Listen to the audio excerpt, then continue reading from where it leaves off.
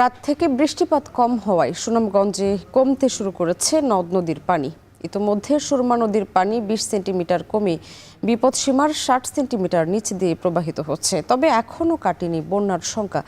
এ বিষয়ে আরও জানাতে সুনামগঞ্জ থেকে যুক্ত হচ্ছেন লিপসন আহমেদ।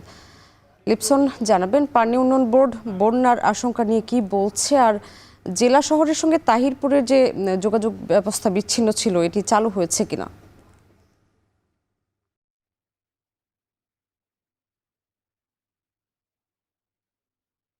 শাম্মী, মূলত যেহেতু এটি হাওড় এলাকা, আমরা যদি বলি যে গত 1 মাস আগেও কিন্তু এখানকার ভারী বৃষ্টিপাতের কারণে কিন্তু হাওড়ে জলাবদ্ধতা সৃষ্টি হয়ে কিন্তু প্রায় লক্ষাধিক কৃষকের যে কষ্টের দান সেটি তলিয়ে গিয়েছে। তবে আমরা যদি বলি গত 3 দিন ধরে কিন্তু এই অঞ্চলে ভারী বৃষ্টিপাত শুরু হয়েছে। পাশাপাশি ভারতের যে মেঘালয় রয়েছে অর্থাৎ চেরাপুঞ্জিতে বৃষ্টিপাত অব্যাহত থাকায় কিন্তু এই জেলার যে নদীগুলো রয়েছে অর্থাৎ 206টি নদী রয়েছে, সুরমা, কুশিয়ারা, জাদুঘাটা, বউলাই সহ এই নদীগুলোর পানি কিন্তু দ্রুত বৃদ্ধি পেয়েছে। বিশেষ করে যদি বলি সুনামগঞ্জে যে সুরমা নদীর পানি কিন্তু গতকালকে দ্রুত বৃদ্ধি পেলেও কিন্তু আসলে যেহেতু গতকাল রাত থেকে সুনামগঞ্জ কিংবা ভারতের চেরাপুঞ্জিতে বৃষ্টিপাত কিছুটা কম হয়েছে, যার ফলে কিন্তু আসলে নদীর পানি কিছুটা কমেছে। তবে বন্যার সংখ্যা মুক্ত যে নয় সেটা কিন্তু আসলে পানি উন্নয়ন বোর্ড আমাদেরকে কিছুক্ষণ আগেও জানিয়েছে। তবে আমরা একটি বিষয় জানিয়ে রাখি, গতকালকে কিন্তু এই পাহাড়ি ঢলের কারণে কিন্তু সুনামগঞ্জ তাহিরপুর যে সড়কটির কথা আপনি বলেছেন সেই সড়কে যোগাযোগ বন্ধ ছিল, সেটি কিন্তু এখনো যে পানি কমেছে, তবে যোগাযোগ ব্যবস্থা পুরোপুরি সচল হয়নি। পাশাপাশি যদি বলি আমরা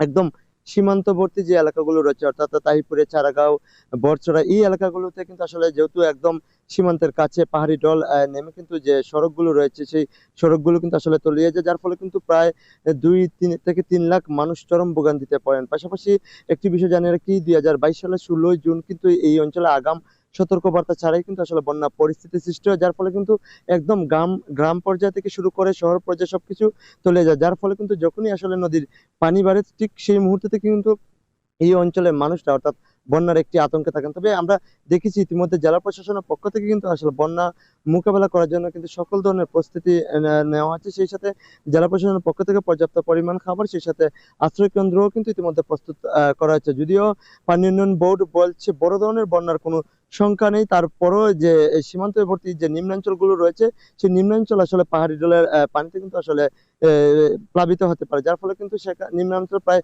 5 থেকে 6 লাখ মানুষ কিন্তু প্রথমে আসলে পানিবন্দী হয়ে পড়বেন। যার ফলে যদি বলি যার যে তাহিরপুর, চাতক, ধর্মপাশা, মধ্যনগর এই উপজেলাগুলো যে নির্বাহী কর্মকর্তারা রয়েছেন তাদেরকেও কিন্তু আসলে জেলা প্রশাসনের পক্ষ থেকে অর্থাৎ জেলা প্রশাসক কিন্তু নির্দেশনা দিয়েছেন যে যদি কোনো অঞ্চল প্লাবিত হয় কিংবা মানুষ পানিবন্দী হয়ে পড়েন তাদেরকে যাতে আশ্রয় কেন্দ্রের জন্য আসলে উপজেলা নির্বাহী কর্মকর্তাকে দায়িত্ব দেওয়া হয়েছে। সেই সাথে যদি বলি যেহেতু এখানে আসলে পানি বাড়ছে, কমেছে কিছুটা, স্বস্তি ফিরলেও কিন্তু আসলে যদি বৃষ্টিপাত অব্যাহত থাকে তাহলে কিন্তু এই অঞ্চলে বন্যার সংখ্যা এখনো থেকে যাবে।